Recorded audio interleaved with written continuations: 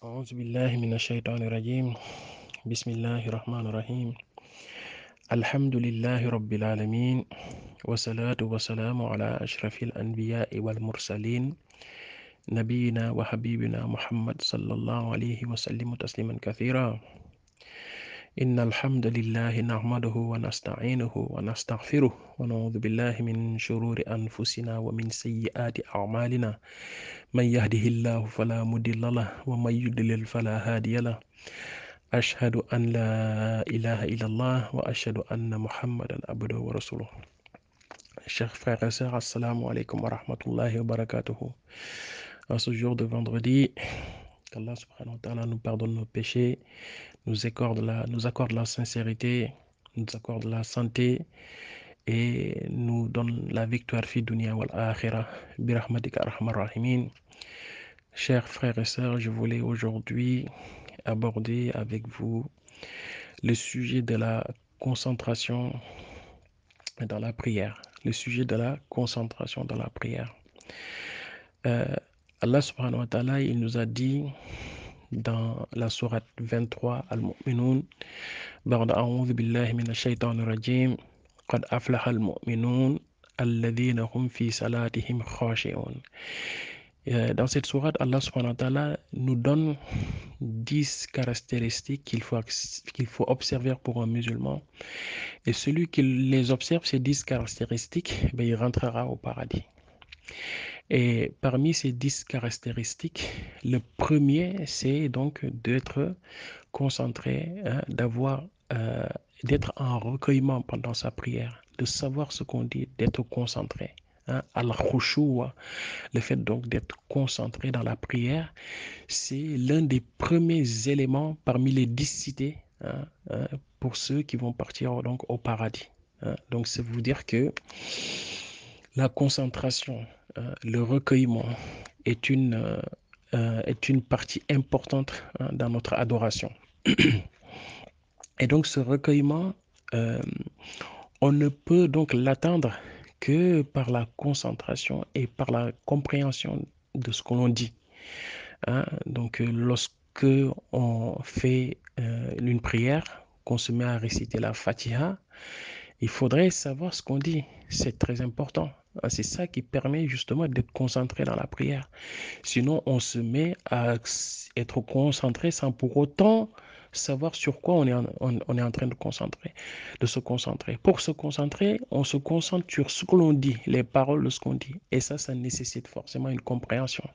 Quand tu dis Alhamdulillahi Rabbil Alamin, tu dois savoir ce que tu es en train de dire. C'est comme ça qu'on atteint la khushu', la concentration dans la prière. La deuxième chose, c'est que le fait de comprendre uniquement les paroles, ce n'est pas suffisant. Mais il faut savoir à chaque fois dans quel contexte les paroles ont été descendues. Le Coran est descendu sur 23 ans. C'est une révélation de la part d'Allah subhanahu wa ta'ala qui est donc venu apporter des informations à Muhammad sallallahu alayhi wa sallam par le biais de l'ange Jibril alayhi salatu wa salam.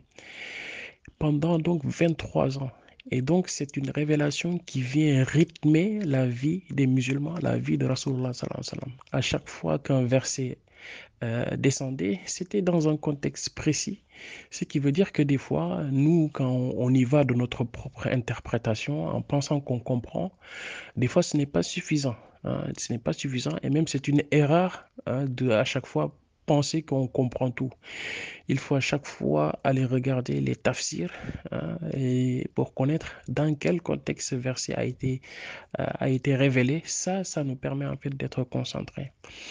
Donc on peut peut-être pas le faire sur tout le Coran, mais on essaiera quand même de le faire sur les quelques sourates qu'on a l'habitude de réciter lorsqu'on fait la prière. Ça, c'est important. Allah subhanahu wa ta'ala, il nous dit à chaque fois, Avala ta'qiloun, est-ce que vous ne raisonnez pas? Iqra, vous savez tous que le premier verset qui a été descendu, c'est va apprendre, apprends. Donc en islam, la connaissance précède l'action. Il faut d'abord connaître pour pouvoir exécuter. Et c'est comme ça en fait qu'on se met en phase avec ce qu'Allah subhanahu wa ta'ala nous demande. Et en l'occurrence ici, la concentration qui est le premier élément parmi les caractéristiques, les 10 caractéristiques des gens qui vont rentrer au paradis. Ça, c'est la première partie de on va dire, mon développement. La deuxième partie de mon développement concerne plus la partie tradition, mais toujours en fait sur le volet concentration. Aujourd'hui, de façon mécanique, on a créé des chansons. Par exemple, dans les gamous, on se met par exemple à chanter des chansons religieuses, dont certaines sont en fait des enseignements, mais on ne le sait même pas. On a l'habitude, par exemple, de chanter dans les gamous une chanson qui est liée à l'ihsan, qui est donc l'excellence en islam. Vous savez que l'islam, si on le définit sur trois volets, c'est d'abord l'islam avec ses 5 piliers, c'est après l'iman, la foi avec ses 6 piliers, et al-ihsan, l'excellence avec ses 2 caractéristiques. Donc du coup, al-ihsan, on a l'habitude de dire que c'est le fait d'adorer Allah subhanahu wa ta'ala comme si on le voyait. Ça, c'est le premier niveau. Mais si on ne sait que on ne le voit pas, mais alors on doit se rendre compte que Allah subhanahu wa ta'ala, il nous voit. Lorsqu'on fait une adoration quelconque, il faut avoir ces 2 attitudes. Le premier, c'est comme si nous, on voyait Allah. Donc, si on fait une adoration en étant sûr qu'on voit Allah, donc c'est sûr qu'on va le faire de la meilleure des façons. On va la faire de la meilleure des façons. Et si on sait qu'on ne voit pas Allah, mais au moins le deuxième degré, c'est de considérer que lui, il nous voit. Il nous voit. Donc, quand tu as en tête que Allah subhanahu wa ta'ala, il scrute, il voit tous tes mouvements, donc forcément, lorsque tu agis, tu vas intégrer cette notion d'excellence dans ce que tu fais. Et c'est cette chanson-là qu'on a l'habitude de changer, de chanter, sans même se rendre compte en fait des paroles. Al-ihsan an ta'budallaha ka'annaka taraka fa in lam takun tarahu fa innahu yaraka. Donc ça c'est la chanson qu'on chante, mais on ne connaît même pas les paroles. Et ça encore, ça vient donc rejoindre ce que je disais sur la khushu, à la concentration. Encore que la chanson, voilà, c'est pas quelque chose qui a été légiféré, en tout cas comme moyen de transmission, en tout cas, voilà, religieuse, comme on a l'habitude de le voir, en tout cas autour des gamous ou d'autres événements religieux. Donc si on prend l'exemple en fait d'un médecin qui a prescrit en fait une ordonnance à un malade, et le malade, au lieu d'aller se soigner avec cette ordonnance-là, d'aller acheter les médicaments, mais le malade, il se met à réciter, à chanter cette ordonnance, à réciter ce qui est marqué là-dessus. Vous savez qu'il ne guérira jamais.